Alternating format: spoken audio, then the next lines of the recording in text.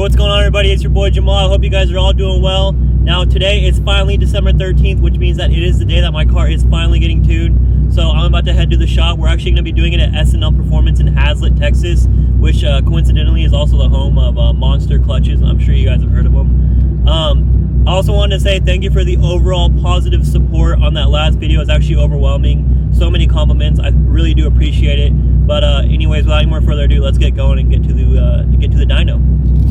I want you to show me how to get to know someone like you, someone like you.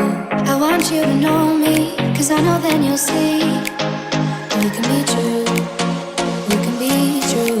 I want you to see what I see in us, something so real, something so real.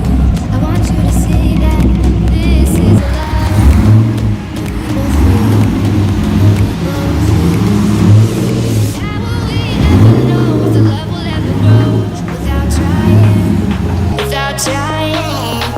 And how will we ever see if we are meant to be? It's different.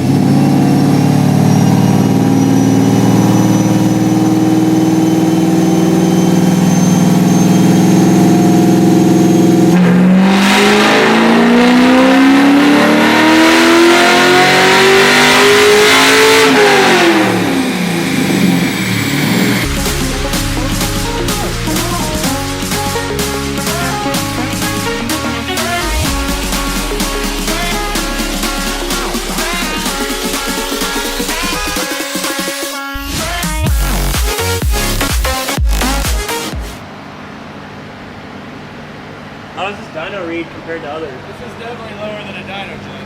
It's hard to say exactly because like even within dyno jets I see some fluctuation. Like there's one dyno jet I dyno on that reads substantially higher than everybody else. So a lot of it has to do with like if you know the technical part of the dyno, like they measure that drum, they measure the weight of the drum, they measure out, and so then from that they can, I guess, extrapolate how much power it takes to spin it. But if any of those measurements are off, like, and even going down to like, look, you can actually see the bearing that holds that drum. If you look at it, you'll see it on the end there. You see on the end of that drum? Oh yeah. So as that bearing ages, it could theoretically, I guess, get more resistance on it, you know, and then it would read, the numbers would read lower. Oh, I see. That bearing ceases to, function as smoothly because all it's measuring is the acceleration of that drum throughout points of time. So like, if it's spinning at this fast at 0.001 second and this fast at 0.002 seconds, it knows it's accelerating at I think what's acceleration, velocity over time or whatever. Yeah. So then it from that can determine how much power it's making. And then it's a weird calculation too because like the torque is simply based off of the horsepower and the RPM, which is weird because actually horsepower is a calculation that's based on torque and RPM. But the dyno, for some reason, it calculates horsepower, and then the torque is calculated off of that. Because I think horsepower is torque times RPM divided by 5252. That's the calculation to get horsepower. But the weird thing about a dyno is, it actually, I think, calculates horsepower and then extrapolates the torque from that, which is weird. I don't know. Don't quote me on it. But I know that to be fact because on a dyno jet, if you don't have the RPM clamp on it, if you don't have a clamp that's like giving it the RPM reading, you'll still get an accurate horsepower reading, but it'll have no torque. So it has to know the torque. This one's weird because it uses what's called a roll-on method. So I start the pull at 20. I tell it the RPM I'm going to start the pull at. And so like 2,500 RPM, for example, and then it can figure out the RPM as it accelerates because it knows how fast the drum's spinning, and it knows that that was 2,500 RPM when it started. I see. And it's 1-to-1 in fourth gear. So then it can say, okay, it figures out the gear ratio, the multiplication in the rear end based on what you told 2,500 was. It's really fun.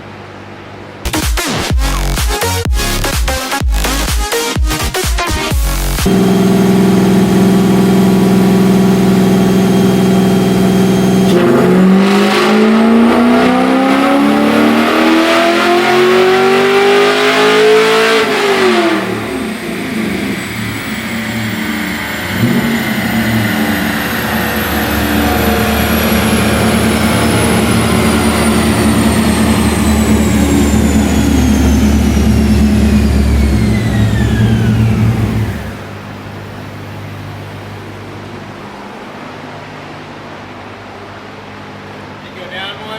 433. Oh, it went up one. It went up one, yeah. Yeah, I think we're getting to the slim pickets area now.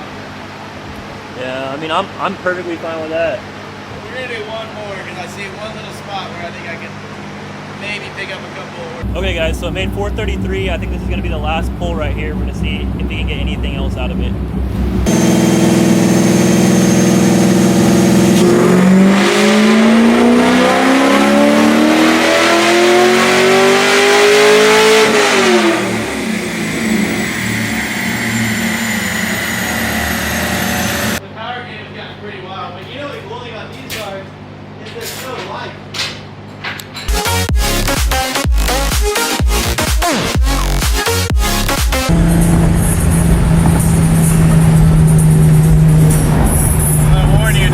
Up very well on these dusty roads over here. Alright, so you think it'll hook in second? Is that what I heard? Okay, I don't think so. We'll see.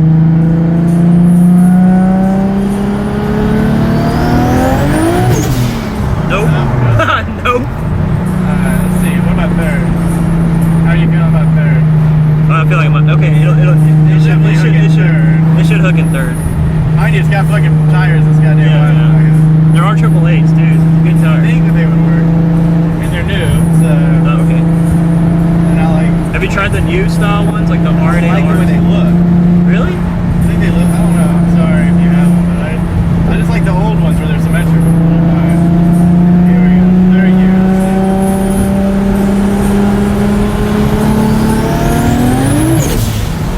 Nope. No third. Not fourth.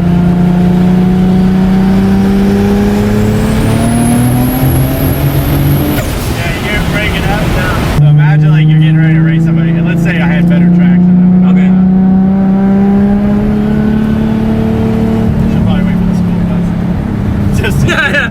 I don't want to be that guy. Here, James ran into a There's school bus full of school kids. buses in Mexico now, I guess. Yeah, yellow. Alright, here we go.